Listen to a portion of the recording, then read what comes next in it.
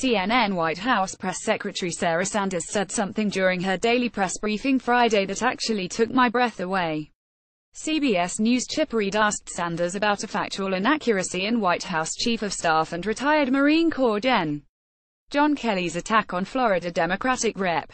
Frederica Wilson on Thursday. Here's how Sanders responded: "If you want to go after General Kelly, that is up to you. If you want to get into a debate with a four-star Marine general, I think that is something highly inappropriate. Just in case you don't get what Sanders is suggesting, it's something like this: General Kelly is a highly decorated soldier. As such, questioning things that he says is highly inappropriate. That's not how democracy works. Not at all. In fact, it's the opposite of how democracy works. Start here. General Kelly's military service and the sacrifices he and his family have made for our country are beyond question. It is impossible to suggest otherwise. But that military service does not mean that questioning Kelly's statements is wrong or inappropriate. Quite the opposite. Kelly is the Chief of Staff to the President of the United States. He is, in that role, arguably the second or third most powerful person in the country. A person with that sort of power must be held to account for what he says and how he acts.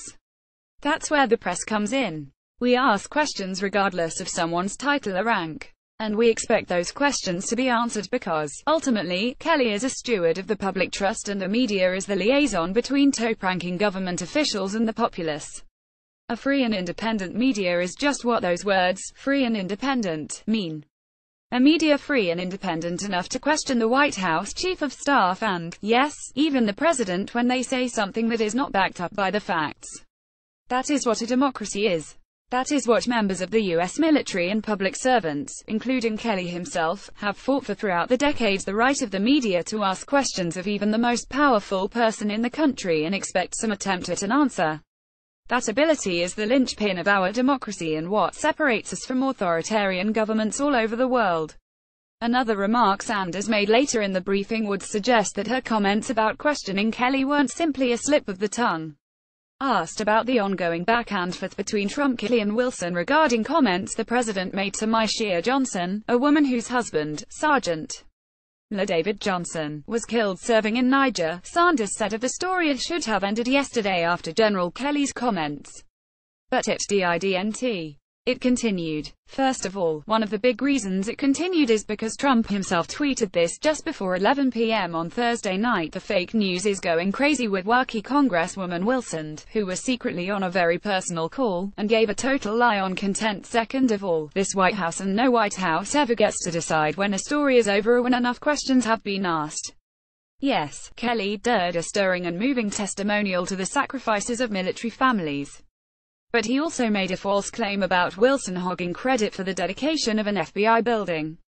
And as Kelly himself acknowledged, we still don't have all the answers or even most of the answers about what happened in that ambush in Niger that left 4 men dead. After her comments about the propriety of contesting Kelly's statements caused a stir, Sanders said in an email comment to CNN, "Of course everyone can be questioned.